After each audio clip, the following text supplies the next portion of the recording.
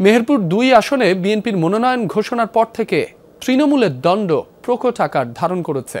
মনোনয়ন পুনর্বিবেচনার দাবিতে মিছিল, মিটিং, মানববন্ধন করছে গাংনী উপজেলা ও পৌর বিএনপি। অন্যদিকে দ্বন্দ্ব বিভেদ ভুলে নেতাকর্মীদের নিয়ে দলকে সুসংগঠিত করতে কাজ করে যাচ্ছে বলে জানান বিএনপি মনোনীত প্রার্থী সাবেক এমপি আমজাদ হোসেন। এই মিছিল মেহেরপুর ২ আসনে বিএনপির মনোনয়ন বঞ্চিত জাভেদ মাসুদ মিল্টন সমর্থকদের প্রার্থী পরিবর্তনের দাবিতে চলছে মশাল মিছিল। এই আসন থেকে বিএনপির মনোনয়ন পেয়েছেন সাবেক সংসদ সদস্য আমজাদ হোসেন। এরপর থেকে স্থানীয় বিএনপির মধ্যে দেখা দিয়েছে সংঘাত।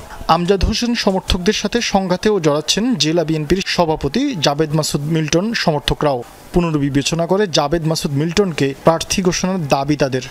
আমাদের দাবি সঠিক নেতাকে, জনগণের পাশে থাকা মানুষকে, জনগণের সুখে দুঃখে ১৭ বছর যিনি ছিল, তাকেই আপনারা কেন্দ্রে থেকে মূল্যায়ন করবেন। যিনি দীর্ঘদিন ধরে, দীর্ঘ ১৭টি বছর ধরে জনগণের সাথে আছে, জনগণের সেবা করে যাচ্ছে, ফ্যাসিবাদের বিরুদ্ধে আন্দোলন সংগ্রাম করে যাচ্ছে, আমাদের গাংনীর জনতা তাকেই চাই।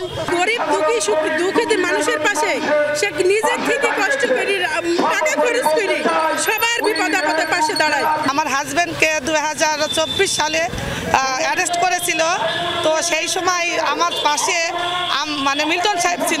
অন্যদিকে মনোনয়ন ঘোষণার পর থেকে নেতাকর্মীদের ঐক্যবদ্ধ করতে গণমিছিল, সভা সমাবেশের আয়োজন করেছেন আমজাদ হোসেন।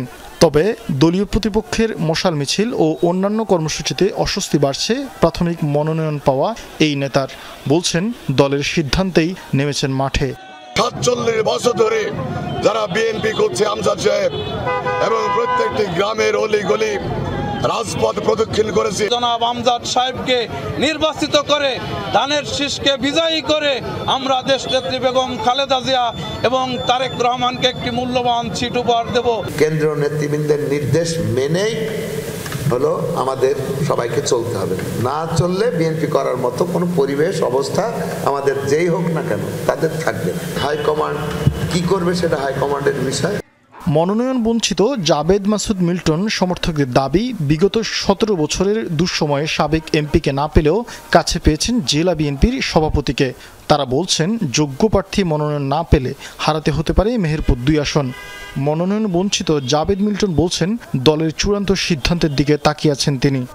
নির্ভীক এই রাজনীতিবিদকে কেন্দ্র যতদিন না মূল্যায়ন করবে, এই গাংনীর রাজনীতির ধানের শীষের প্রতীক এখানে ঝুঁকি পড়বে এবং সিটও হারাতে পারে। সুষ্ঠু জরিপ টিম পাঠাক, নিরপেক্ষ জরিপ টিম পাঠাক।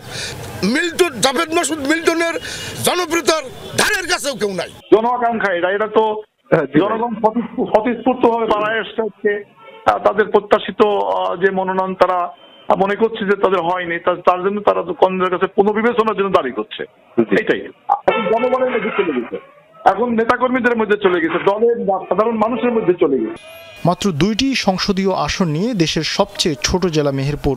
গাংনী উপজেলায় মোট ভোটার 2,67,390 জন। শরীফ ফারুকি, যমুনা নিউজ।